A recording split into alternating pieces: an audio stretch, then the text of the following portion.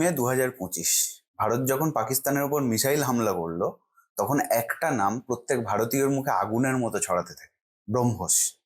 India is believed to have fired 15 BrahMos supersonic cruise missiles at Pakistani air bases. The BrahMos missile. We can now confirm that the BrahMos missiles have been used.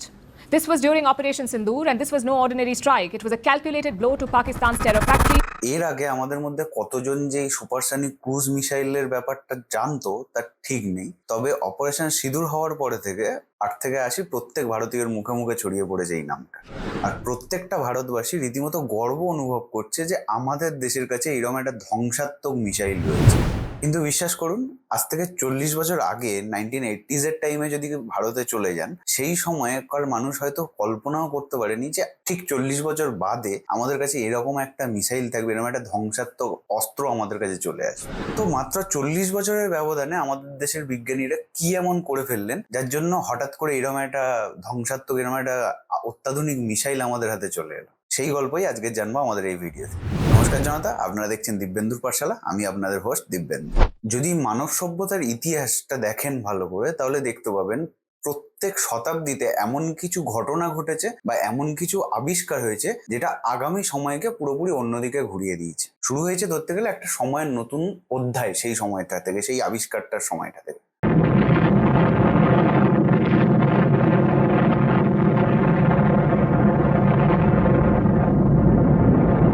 I remembered the line from the Hindu scripture, the Bhagavad Gita. Now I am become death, the destroyer of worlds. 16 July 1945 operation ট্রিনিটির মাধ্যমে America যখন পৃথিবীর প্রথম পারমাণবিক বোমাটার বিস্ফোরণ করলো, তখন থেকে শুরু হলো সময়ের একটা নতুন চ্যাপ্টার। আর 9 আগস্ট 1945 যখন নাগাসাকিতে যখন লিটিল বয় বোমাটা ফেলা হলো, তখন দ্বিতীয় বিশ্বযুদ্ধ শেষ হয়ে গেল ঠিক কথা, কিন্তু সেখান থেকে শুরু হলো আরেকটা মারাত্মক যুদ্ধ।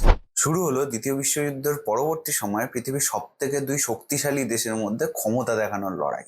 দ্বিতীয় বিশ্বযুদ্ধ শেষ হওয়ার পরে পৃথিবীর 2 শক্তিশালী দেশ ছিল আমেরিকা আর সোভিয়েত রাশিয়া। আর সেই লড়াইতে আমেরিকা আর রাশিয়া সরাসরি নিজেদের মধ্যে কোনো যুদ্ধে জড়ায়নি, কিন্তু একে অপরকে কে কতটা বেশি শক্তিশালী, কার ক্ষমতা বেশি সব থেকে, সেটাই পৃথিবীর অন্য বাকি সব দেশগুলোর সামনে জাহির করার একটা লড়াই শুরু হয়েছিল আমেরিকা আর সোভিয়েত রাশিয়ার মধ্যে, যে লড়াইটাকে আমরা ইতিহাসে ঠান্ডা যুদ্ধ বা কোল্ড ওয়ার নামে জানি। আর সেই সময়ই দুটো দেশের মধ্যে একটা রেষারেষি শুরু হয়েছিল, কে পৃথিবীর সব থেকে বেশি ধ্বংসকারী, সব থেকে ধ্বংসাত্মক, সব থেকে মারাত্মক বিভিন্ন ধরনের অস্ত্র তৈরি করতে পারে। কিন্তু কথা হলো, সেই লড়াইতে কে প্রথম মিসাইল জিনিসটা তৈরি করেছিল, আর সেই মিসাইল আমাদের ভারতের কাছে আজকের দিনে দাঁড়িয়ে এত মারাত্মক একটা মিসাইল, ব্রহ্মোস মিসাইল হয়ে উঠলো, সেই গল্প কিভাবে শুরু হলো। বিশ্বাস করুন, পৃথিবীর প্রথম মিসাইলটা না আমেরিকা বানিয়েছিল না রাশিয়া বানিয়েছিল। আসলে আমেরিকা বা রাশিয়া বা অন্যান্য ইউরোপের যে সমস্ত দেশ এই সময় দ্বিতীয় বিশ্বযুদ্ধে জড়িয়ে পড়ে রয়েছিল, তাদের কারোর মাথায় এইরকম একটা খতরনাক একটা আইডিয়া আসেনি যে একটা বোম বানানো হবে, যে বোমটা একটা দেশের উপরে ফেললে সেই দেশটার হাফ দেশটাই উড়ে যাবে, আর সেই বোমটাকে আমাদের ঘরেই একটা রকেট বানাবো, যে রকেটটা আমাদের দেশ থেকেই উৎক্ষেপণ হবে, সেটা গিয়ে সেই দেশে পড়বে। তো এই ধরনের মারাত্মক আইডিয়া কোনো দেশের মাথায় আসেনি, বরং এসেছিল হিটলারের নাজি জার্মানির মাথায়। তো সেই মতো তখন হিটলার নাজি বিজ্ঞানীদের মধ্যে থেকে 2 বিশিষ্ট বিজ্ঞানীকে ডাকলেন তার এই প্ল্যানটাকে বাস্তবায়িত করার জন্য। একজন বিজ্ঞানীর নাম ওয়ার্নার কার্ল হাইজেনবার্গ, যার কাজ ছিল অ্যাটম বোমটা তৈরি করা। আর অন্যজন বিজ্ঞানীর নাম ওয়ার্নার ভন ব্রাউন, যার কাজ ছিল রকেটটা তৈরি করা। সেই মতো মোটামুটি 1939 সাল নাগাদ হেইজেনবার্গ আর ওয়ার্নার ভন ব্রাউন নিজেদের দল নিয়ে নিজেদের কাজে লেগে পড়লেন। খুব অল্প সময়ের ব্যবধানেই ডক্টর ওয়ার্নার ভন ব্রাউন 1942 সালের দিকেই তার রকেটটা তৈরি করে ফেললেন। প্রথম মিসাইল তৈরি হলো, যার নাম V2 missile, German V2 missile. আর এটাই ছিল পৃথিবীর তৈরি হওয়া প্রথম রকেট বলুন, মিসাইল বলুন, যেটা কিনা পৃথিবীর বায়ুমণ্ডলের একদম শেষ অবধি গিয়েছিল। আর এই রকেটটাকে ইউজ করে পৃথিবীর প্রথমবারের জন্য 1944 সালে প্যারিস আর লন্ডনের উপর আক্রমণ করেছিল জার্মানি। কিন্তু সমস্যা হলো, doctor von Braun, Wernher von Braun রকেটটা তো ঠিক টাইমে তৈরি করে ফেলেছেন, কিন্তু হেইজেনবার্গ অ্যাটম বোমটা ঠিক টাইমে তৈরি করতে পারেন। আর তার মধ্যেই আমেরিকা জার্মানির এই প্ল্যান সম্পর্কে গুপ্তচর মারফত জেনে যাওয়ার পরে, জানেনই আমরা সবাই যে ওপেনহাইমারের নেতৃত্বে একটা দল গঠন করে আমেরিকা শুরু করেছিল যে আগে যেন অ্যাটম বোমটা আমেরিকা তৈরি করতে পারে। আর সেই মতো ওপেনহাইমারের নেতৃত্বে বোমটা তৈরি করা হয়, আর পরে কি কি হয়েছে সেটা আমরা সবাই জানি। এবার জার্মানি হেরে যাওয়ার পরে, দ্বিতীয় বিশ্বযুদ্ধ শেষ হওয়ার পরে আমেরিকা আর রাশিয়া দুজনের মধ্যে কাড়াকাড়ি শুরু করে রীতিমতো। জার্মানিকে ইস্ট জার্মানি আর ওয়েস্ট জার্মানি দুটো ভাগে ভাগ করে দেয়, মাঝখান থেকে পাঁচিল তুলে দেয়। দুটো দেশটাকে যেরকম ভাবে ভাগ করছিল আমেরিকা আর রাশিয়া, সেই রকম ভাবেই যে জার্মান বিজ্ঞানীরা ছিল, নাজি বিজ্ঞানীরা ছিল, তাদেরকেও নিজেদের মধ্যে কাড়াকাড়ি করে নিজেদের মধ্যে ভাগাভাগি করতে শুরু করে আমেরিকা আর রাশিয়া। আর সেই সময় নাজি জার্মান বিজ্ঞানীরা বিভিন্ন অত্যাধুনিক সব জিনিসপত্রের উপর রিসার্চ করতো। পৃথিবীর প্রথম ফাইটার জেট যে ইঞ্জিনটা তৈরি করা হয়েছিল, সেটাও তৈরি করেছিল নাজি জার্মানির বিজ্ঞানী। What was that? What the hell was that? It went by like we were standing still. Blue leader to group. এমনকি এই সাবমেরিন তৈরির প্রযুক্তিও প্রথমে আবিষ্কার করেছিল নাজি বিজ্ঞানীরাই। তো সেই সমস্ত বিজ্ঞানীদের দল নিজেদের মধ্যে ভাগ করে নিতে থাকে আমেরিকা আর রাশিয়া। আর সেই ভাগাভাগিতেই ডক্টর ওয়ার্নার ভন ব্রাউনের যে রকেট তৈরির দলটা, সেই দলটাও ভাগ হয়ে কিছুটা দল চলে যায় রাশিয়ার কাছে, কিছুটা দল চলে যায় আমেরিকার কাছে। এবার কথা হচ্ছে, ওই সময় 1950-60-এর দশকে দ্বিতীয় বিশ্বযুদ্ধ শেষ হওয়ার পরে আমাদের ভারতের অবস্থা কিরকম ছিল। একটা সদ্য স্বাধীনতা পাওয়া দেশ, তার উপরে আবার দেশভাগ, আর একটা বড় বিশাল পরিমাণ জনসংখ্যা, যে গরিব জনসংখ্যা। এই নিয়ে ভারতের অবস্থা 1950-60-এর দশকে একদম জগা খিচুড়ি। তখন সামরিক শক্তি আগে বাড়াবে নাকি গরিব মানুষগুলোর দিকে আগে তাকাবে, সেই নিয়ে চিন্তিত ভারতের সদ্য তৈরি হওয়া স্বাধীন সরকার। আর তার উপরে আবার আমাদের দেশের প্রথম প্রধানমন্ত্রী সেই সময় এক গালে চড় খেলে আরেক গাল বাড়িয়ে দেওয়ার নীতি নিয়ে শান্তির দূত সেজে ঘুরে বেড়াচ্ছেন গোটা পৃথিবীর সামনে। তখন আমাদের দেশের আর্মির অবস্থা এতটাই খারাপ ছিল যে 1962 সালে যখন চীন আমাদের উপরে হামলা করে, সেই সময় লাদাখের মতো ঠান্ডা জায়গাতে আমাদের দেশের আর্মি ক্যানভাসের জুতো পরে লড়াই করছিল। ভাবুন, যে জুতো পরে বাচ্চারা স্কুলে যায়, সেই জুতো পরে আমাদের আর্মি আর লাদাখের মতো ঠান্ডা জায়গাতে লড়াই করছিল চীনা আর্মির সাথে। 1962-র হারের পরই আমাদের Nehruji US president John F কেনেডিকে ফোন করে নিজে বলেছিলেন যে আমাদের আর্মির জন্য গরম জামা জুতো যেন জলদি পাঠানো হয় আমেরিকাতে। এমনকি আমাদের বিশিষ্ট পরমাণু বিজ্ঞানী হোমি জাহাঙ্গীর বাবা যখন 1950-এর দশকে নেহেরুজিকে প্রথমবার প্রস্তাব রেখেছিলেন যে আমাদেরও একটা উচিত ভারতের একটা নিজস্ব পরমাণু অস্ত্র তৈরি করা, তখন নেহেরুজি রীতিমতো উল্টোপাল্টা কথা শুনিয়েছিলেন আমাদের হোমি ভাবাকে। এরপর নেহেরুজিও পৃথিবী ছেড়ে চলে যান, আর হোমি জাহাঙ্গীর ভাবাও প্লেন দুর্ঘটনায় মারা যান। এর মাঝখানে আবার 1964 সালে চীন তাদের প্রথম পরমাণু বোমাটা টেস্ট করে ফেলে। ভারতের পরমাণু বোমা তৈরি করা বা মিসাইল তৈরি করা প্রথমবার শুরু হয়েছিল, সেটা ধরতে গেলে শুরু হয়েছিল ইন্দিরা গান্ধীর সময় থেকে। ইন্দিরা গান্ধী যে মুহূর্তে দেশের প্রধানমন্ত্রী হয়েছিলেন, সেই সময় দেশের যেরকম অবস্থা ছিল, সেই মুহূর্তে একটা দেশের প্রধানমন্ত্রী হিসাবে দেশের পক্ষে বেশ কিছু বড় ডিসিশন নেওয়ার দরকার ছিল। সেই ডিসিশন নিয়েই প্রথমবার আমাদের দেশের যে গুপ্তচর সংস্থা তৈরি করেছিলেন ইন্দিরা গান্ধী। আরো বিশিষ্ট বড় বড় যে আমাদের যে সায়েন্টিফিক যে অর্গানাইজেশন গুলো আছে, রিসার্চ অর্গানাইজেশন গুলো আছে, এইগুলো তৈরি হয়েছিল ইন্দিরা গান্ধীর সময়ে। এরপর 18ই মে 1974 বুদ্ধ পূর্ণিমার দিন আমাদের ভারতের প্রথম ইন্ডিজেনিয়াস নিজেদের তৈরি করা পরমাণু বোমাটা বিস্ফোরণ করা হলো। আর বুদ্ধ পূর্ণিমার দিনকে হওয়ার দরুন সেই পরীক্ষাটার নাম দেওয়া হলো দ্য স্মাইলিং বুদ্ধা। কিন্তু সেই মুহূর্তে আমেরিকা আর রাষ্ট্রপুঞ্জের বিভিন্ন রকম ব্যান লাগানোর ভয়ে ইন্দিরা গান্ধী বা আমাদের সেই তৎকালীন ভারত সরকার আর বেশি দূর সেই পরমাণু পরীক্ষা নিরীক্ষা নিয়ে এগোয়নি।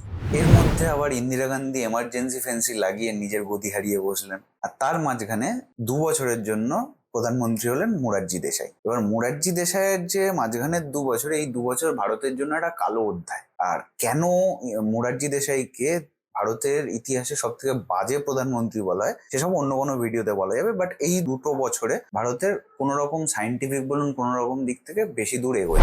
এরপরে আবার ফের 1980-র দশকে ইন্দিরা গান্ধী প্রধানমন্ত্রী হলেন দ্বিতীয়বারের জন্য। আর 1982 সালে তৈরি হলো আমাদের DRDO, defence research and development organisation. আর ডিআরডিওর দায়িত্ব দেওয়া হলো ভারত মায়ের এক বীর সন্তানের হাতে। If the nation has to become great, we have to think big. Okay, we have to think big. Doctor APJ Abdul Kalam তার আগে আমাদের সম্পূর্ণ দেশীয় প্রযুক্তিতে তৈরি হওয়া প্রথম রকেটের মাধ্যমে আমাদের দেশের সর্বপ্রথম কৃত্রিম স্যাটেলাইট যেটা রোহিণী, সেটা সফলভাবে অন্তরিক্ষে পাঠিয়েছিলেন। আর তাই জন্য যখন এপিজে আব্দুল কালামের হাতে ডিআরডিওর ভার দেয়া হলো, তাকে ডিআরডিওর ডিরেক্টর করা হলো প্রথমবারের জন্য, তাকে দায়িত্ব দেওয়া হলো যে সম্পূর্ণ দেশীয় প্রযুক্তিতে আমাদের কিছু মিসাইল সিস্টেম ডেভেলপ করার জন্য। আর এখান থেকেই শুরু হলো ভারতের মিসাইল প্রোগ্রামের। ডক্টর এপিজে আব্দুল কালামের তত্ত্বাবধানে ভারতের 5 রকমের মিসাইল সিস্টেম তৈরি করার কথা শুরু হয়েছিল: পৃথিবী, অগ্নি, ত্রিশূল, নাগ আর আকাশ। এবার 1980 থেকে 90 দশকের সময় যখন এপিজে আব্দুল কালাম যখন ডিআরডিওর ডিরেক্টর হলেন, তখন তিনি পর পর বিভিন্ন মিসাইল তৈরি করছিলেন আর সেগুলো সফলভাবে টেস্ট করছিলেন। সেই সময় পৃথিবী 1, ত্রিশূল 1, অগ্নি 1 এই ধরনের মিসাইলগুলো সফলভাবে টেস্ট করা হয়েছিল। আর এই 80-90-এর দশকে যখন ভারত এই মিসাইল রেসে ঢুকছে, আমেরিকা আর সোভিয়েত রাশিয়ার মধ্যে যে রেসটা এতদিন চলছিল, সেখানে যখন ভারত ঢুকছে, সেই সময়ে রাশিয়া আর আমেরিকার মধ্যে সেই যুদ্ধটা প্রায় শেষের দিকে। ক্ষমতা দেখানোর লড়াই করতে গিয়ে সোভিয়েত রাশিয়া এত খরচ করে ফেলেছিল যে সেই সময় তাদের অবস্থা খুবই খারাপ, তারা আর টানতে পারছে না ব্যাপারটাকে, আর রাশিয়ার সমস্ত টাকা প্রায় শেষ। এবার আসে 1991 সাল, যেটা কিনা ভারত আর সঙ্গে পৃথিবীর ইতিহাসে একটা গুরুত্বপূর্ণ অধ্যায়। 1991 সালে দুটো বিশেষ ঘটনা হয়েছিল। প্রথম তো 24শে জুলাই 1991 আমাদের তৎকালীন অর্থমন্ত্রী মনমোহন সিং নিয়ে আসলেন LPG reform, liberalisation, privatisation and globalisation. পাতি কথায় ভারতের মার্কেটকে পৃথিবীর সামনে খুলে দেওয়া হয়েছিল।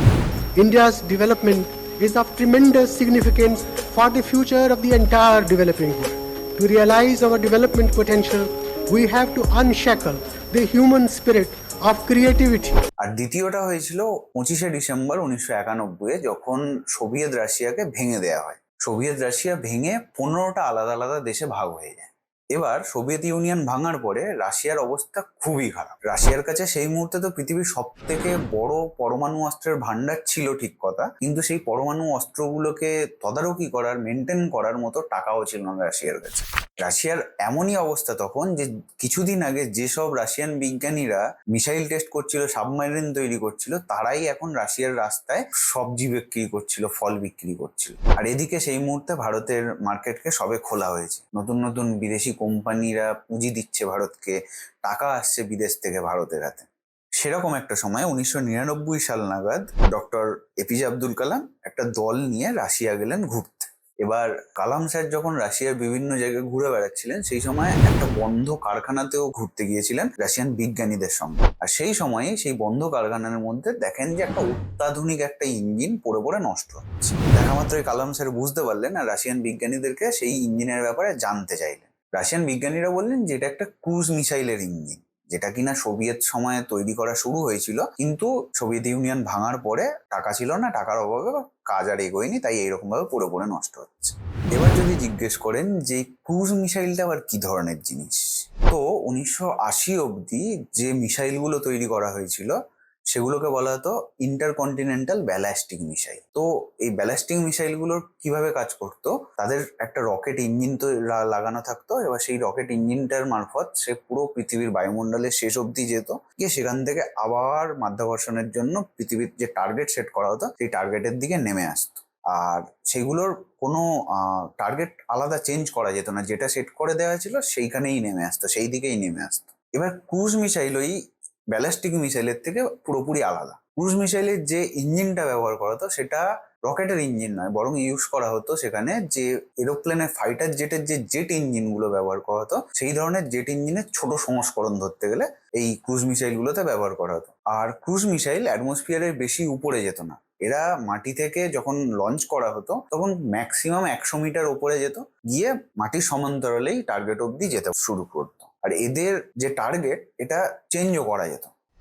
এবার সেই সময় ডক্টর এপিজে আব্দুল কালামের মাথায় একটা বুদ্ধি খেলল। তিনি যখন দেখলেন যে একটা ওইরকম শক্তিশালী অত্যাধুনিক ইঞ্জিন রাশিয়ার একটা বন্ধ কারখানায় পুরো পুরো নষ্ট হচ্ছে, তখন তিনি অফার করলেন রাশিয়ান বিজ্ঞানীদের কাছে যে আপনাদের কাছে ইঞ্জিনটা পড়ে রয়েছে, আমাদের কাছে আছে টাকা আর ইঞ্জিনিয়ার। আমরা ইঞ্জিনিয়ারকে পাঠাচ্ছি আপনাদের দেশে, আমরা টাকা দিচ্ছি, আপনারা আপনাদের এই ইঞ্জিনটাকে দিন, আপনাদের ইঞ্জিনিয়ার গুলোকেও একটু সাহায্য করতে বলুন আমাদের ইঞ্জিনিয়ারদেরকে। সেখান থেকে একটা ক্রুজ মিসাইল তৈরি করা হবে দুটো দেশের বিজ্ঞানীরা মিলিয়ে। সেই ক্রুজ মিসাইলটা যেটা তৈরি হবে, যখন তৈরি হওয়ার পরে আমরা দুজনের মধ্যে ভাগ করে নেবো আলাদা আলাদা। সেখান থেকেই তৈরি হলো এই ব্রহ্মোস মিসাইল। তো রাশিয়ার মস্কোয়া নদী আর ভারতের ব্রহ্মপুত্র নদীর নাম একসাথে মিলিয়ে তৈরি হলো ব্রহ্মোস। আর এই মুহূর্তে পৃথিবীর শ্রেষ্ঠ যে সমস্ত ক্রুজ মিসাইল রয়েছে, আমেরিকার কাছে যেমন রয়েছে টোমাহক মিসাইল, সেই সমস্ত ক্রুজ মিসাইলগুলোর মধ্যে একটা অন্যতম সেরা মিসাইল হলো এই মুহূর্তে ব্রহ্মোস মিসাইল। 12ই জুন 2001 ব্রহ্মোস মিসাইলের প্রথম সফল উৎক্ষেপণটা হয়েছিল আমাদের হুইলার দ্বীপপুঞ্জ থেকে, যেটা আজকের নাম এপিজে আব্দুল কালাম আইল্যান্ড।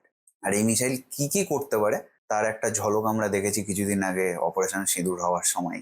এবার ব্রহ্মোসের সফলতার সঙ্গে সঙ্গে ভারতীয় বিজ্ঞানীরা, ভারতীয় ইঞ্জিনিয়াররা এই সমস্ত মিসাইল টেকনোলজিকে আরো ডেভেলপ করতে শুরু করেছে এই মুহূর্তে। আমরা হয়তো জানি না, আমাদের দেশে এই মুহূর্তে অনেক এইরকম কনফিডেন্সিয়াল অনেক টেস্ট চলছে, যেখানে এই ব্রহ্মোস 2 নামে একটা মিসাইল আসতে চলেছে। এই ধরনের আরো অনেক মিসাইল আমাদের দেশে হচ্ছে কন্টিনিউ। তো আগামী দিনে হয়তো সেই সমস্ত মিসাইলের ঝলক আমরা আবার দেখতে পাবো, আবার কিছু এরকম পাকিস্তান কিছু একটা করবে, আর তখন আমরা আবার ফের দেখতে পাবো এই ধরনের কিছু। তো তার জন্য আমিও আছি, আপনারাও থাকুন বসে, দেখা যাবে একসাথে। আমার গল্পটি ফুরলো, নোটে গাছটি মুড়লো।